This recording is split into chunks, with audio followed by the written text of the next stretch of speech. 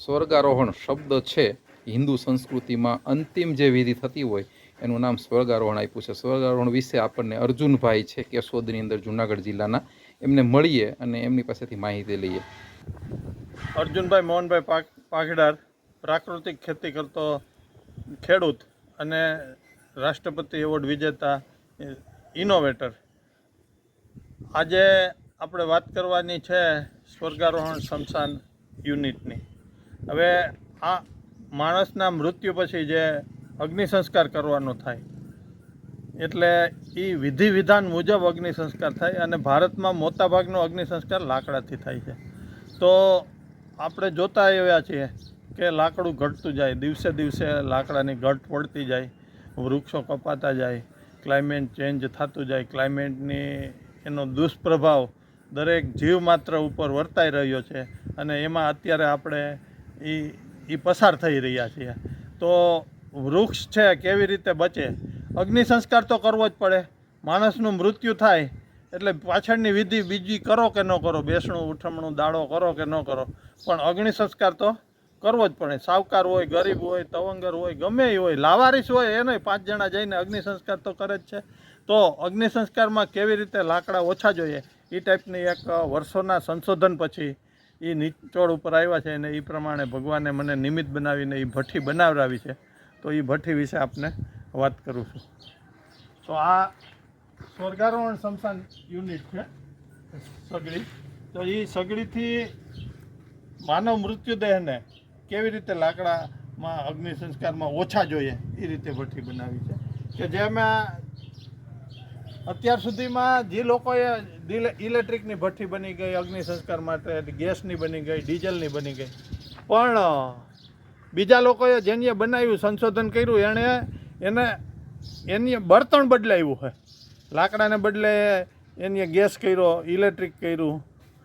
આપણે ડિઝાઇન બદલાવી છે એની કે જે ભાગને જેટલા લાકડા જોઈએ, કયો ભાગ વહેલો બળી જાય, કે ભાગમાં લાકડાની જરૂર વધારે છે, કે ભાગમાં લાકડાની જરૂર ઓછી છે, એ પ્રમાણેની ભઠ્ઠીનું નિર્માણ કરાવ્યું છે ભગવાને અને એ પ્રમાણે બનાવી છે. છાતીના ભાગ અને કમરના ભાગમાં લાકડા વધારે જોઈએ, પગના ભાગમાં લાકડા ઓછા જોઈએ, તો એ પ્રમાણે ભઠ્ઠી બનાવી અને અગ્નિ સંસ્કાર થઈ જાય. વિધિ વિધાન મુજબ થાય. જે 400-500 કિલો લાકડા જોઈએ, 300થી માંડીને 500 કિલો સુધીના લાકડા જોઈએ અને ક્યાંક ક્યાંક તો 1000 કિલો, 700 કિલો, 800 કિલો લાકડા વાપરી નાખે છે, સમજ્યા? એટલે આ લાકડા એક સ્વજનની વિદાયનો દુઃખદ પ્રસંગ છે. એટલે કોઈ એમાં કોઈ કહેતું નથી. લાકડાનો વ્યય થતો હોય ને તો એ બોલતું નથી, સમજ્યા? એક દુઃખદ પ્રસંગ છે. એટલે અને લાકડું છે ને એ આપણો વારસો છે, જંગલ છે એ આપણો વારસો છે. જો એ વારસો બચાવીએ નહીં ને તો આવતી પેઢીના ગુનેગાર થઈશું, સમજ્યા? 100 કિલો લાકડું બનાવતા એક વૃક્ષને છે ને 10 વર્ષ લાગે. તો આપણે એક 100 કિલો લાકડા બચાવીએ એટલે એક ઝાડવું 10 વર્ષનું ઝાડ બચાવ્યું, સમજ્યા? તો એમાં આ 300-400 કિલો લાકડા જ્યાં વપરાતા હોય, સમજી લ્યો કે 500 કિલો વપરાતા હોય ને એને બદલે 100 કિલોમાં અગ્નિ સંસ્કાર થઈ જાય. પછી એની બદલે દાખલા તરીકે તમારે લાકડાનો ઉપયોગ જ નથી કરવો તો ઘણી ગૌશાળામાં ગાયના છાણમાંથી લાકડા બનાવે, ગૌ સ્ટીક કહેવાય છે, જે ઘણી જગ્યાએ હોળીમાં ને એમાંય વપરાય છે. તો એ પણ ચાલે. અને બાયોકોલ, એગ્રીકલ્ચર વેસ્ટમાંથી જે કોલસા બને છે, બાયોકોલ, એના પણ થી અગ્નિ સંસ્કાર કરી શકીએ. હિન્દુ શાસ્ત્રની ધર્મ પ્રમાણેની તમામ વિધિ વિધાન મુજબ અગ્નિ સંસ્કાર થાય એ પ્રમાણેની ભઠ્ઠી બનાવી. તો આ છાતીના ભાગમાં છે ને લાકડા વધારે જોઈએ તો ત્યાં વધારે આવે, પગ વહેલા બળી જાય. તો ટેમ્પરેચર મીટર મૂકેલું છે જેથી કરીને બહારે તમને ટેમ્પરેચર કેટલું હોય અંદર તો એ બતાવી શકે કે દાખલા તરીકે 700 જેટલું, 800 જેટલું ટેમ્પરેચર, 723 થાય ને એટલે લોઢું પીગળવાનું ચાલુ થઈ જાય. તો આમાં 800 ટેમ્પરેચર આવે તો માણસની તો શું હેસિયત, સમજ્યા? એ રીતે અગ્નિ સંસ્કાર કરી શકીએ. અને આ કવર છે ઉપરનું ને એ બંધ થઈ જાય, સમજ્યા? આ વિધિ કરી અને પછી આ બંધ થઈ જાય.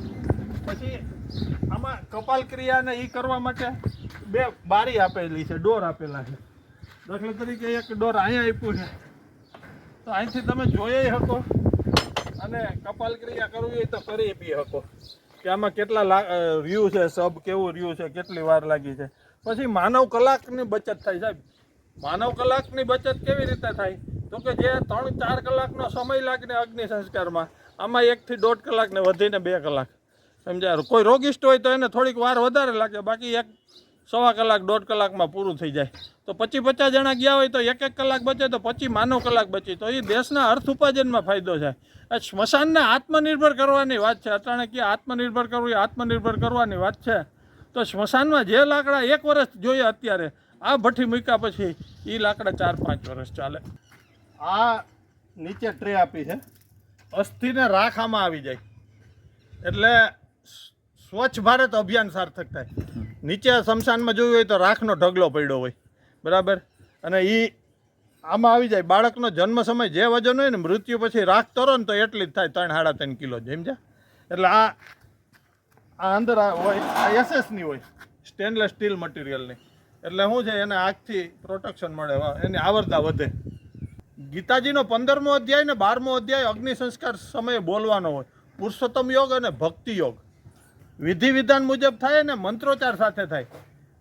પછી ઉપરને સ્મશાનમાં જોયું હોય તો ઉપર છે ને સ્મશાનના છાપરાની લગભગ જર્જરિત થઈ ગયું હોય. સમજ્યા? હવે આમાં તાપ નથી નીકળવાનો, ધુવાળો નીકળે. મોટાભાગનો તાપ રોકાઈ જાય, 90% તાપ રોકાઈ જાય, 10% તાપ નીકળે. તો એ ઉપરના છાપરાની આવરદા વધે. સમજ્યા?